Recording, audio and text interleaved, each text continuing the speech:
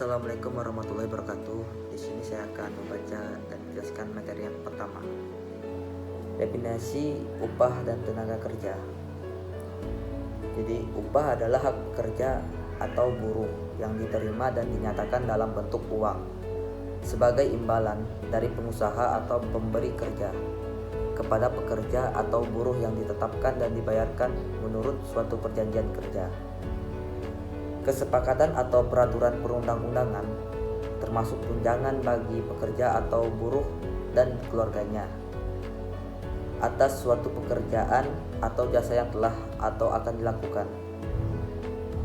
Tenaga kerja adalah setiap orang yang mampu melakukan pekerjaan guna menghasilkan barang dan atau produk serta jasa baik untuk memenuhi kebutuhan diri sendiri maupun masyarakat.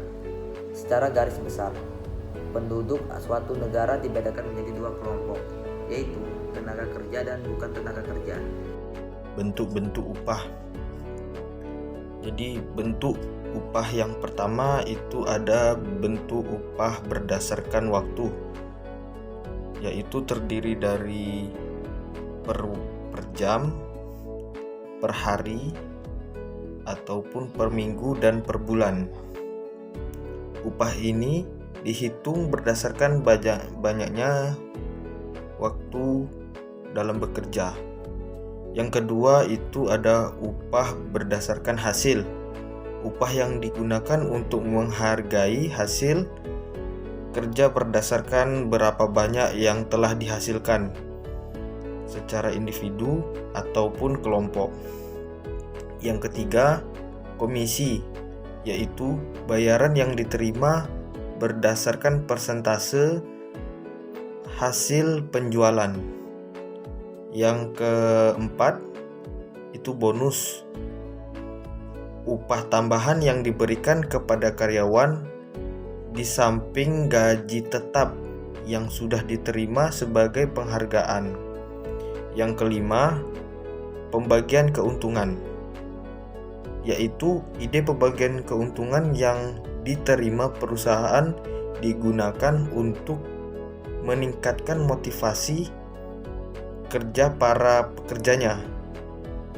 Biasanya beberapa perusahaan memasukkan pembagian keuntungan ini pada program pensiunan. Baik, yang selanjutnya yaitu tingkat upah dalam berbagai pasar tenaga kerja. Yang pertama yaitu pasar bersaing sempurna. Banyak perusahaan versus banyak buruh atau pekerja. Pasar bersaing sempurna dicirikan oleh dua hal, yaitu yang pertama, keseimbangan kekuatan antara sisi permintaan dan sisi penawaran. Lalu, kesempurnaan informasi. Lalu yang kedua, pasar monopoli. Banyak perusahaan versus satu buruh. Pasar monopoli secara sederhana digambarkan terdapat banyak perusahaan yang membutuhkan tenaga kerja, tetapi hanya ada satu pencari kerja. Lalu yang ketiga yaitu pasar monopsoni. Satu perusahaan versus banyak buruh atau pekerja. Pasar monopsoni digambarkan sebagai sebuah pasar yang hanya memiliki satu pembeli dan banyak penjual. Dalam pasar tenaga kerja, hal ini bermakna hanya satu perusahaan yang membutuhkan jasa pekerja. Akan tetapi ada banyak sekali tenaga kerja yang membutuhkan pekerjaan. Ini berarti dalam keseimbangan pasar tenaga kerja yang monopsonistik, buruh dibayar lebih rendah dibandingkan produktivitasnya. Selisih antara produktivitas buruh dengan upah yang diterima ini sering disebut sebagai eksploitasi. Rekomendasi tentang materi nomor 4, itu tentang kebijakan pemerintah terhadap penetapan pengupahan.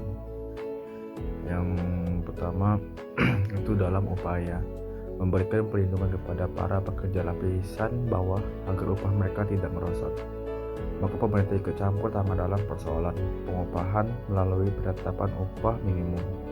Tujuan penetapan tersebut yaitu kebijakannya upah minimum yang dilakukan oleh pemerintah untuk menjaganya tindakan sewenang dari pengusaha dalam memberikan upah pada pekerja. Yang penyamaan Simanjuntak menyatakan bahwa upah minimum dapat dilihat dari dua sisi. Sisi pertama itu sebagai alat pelindung bagi bekerja agar nilai upah yang tidak merosot karena pekerja memerlukan tingkat pendapatan tertentu. Yang kedua, sebagai alat pelindung bagi pengusaha dalam arti perusahaan dapat berhasil apabila didukung oleh pekerja yang produktif. Salah satunya faktor mempengaruhi produktivitas pekerja adalah adanya jaminan terpenuhan kebutuhan pekerja. Menjadi pemerintah terhadap penetapan pengupahan. Faktor-faktor yang menyebabkan perbedaan upah tenaga kerja. Yang pertama, hubungan antara upah dan jam kerja menunjukkan bahwa tinggi jam kerja belum tentu mempengaruhi upah yang diterima oleh pekerja. Yang kedua, dapat kita lihat bahwa di perkotaan pada tingkat pendidikan yang sama selalu lebih besar dibanding di pedesaan. Ketiga, pembayaran yang diterima buruh dari hasil keuntungan perusahaan atau karena prestasi. Yang keempat, munculnya ketentuan upah minimum akan mendorong terjadinya distorsi dalam pasar tenaga kerja.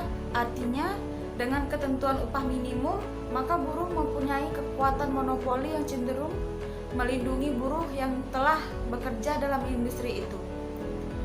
Kekuatan serikat buruh yang cenderung memaksimumkan pendapat dari buruh yang ada akan mendiskriminasi pendatang baru dalam pasar tenaga kerja.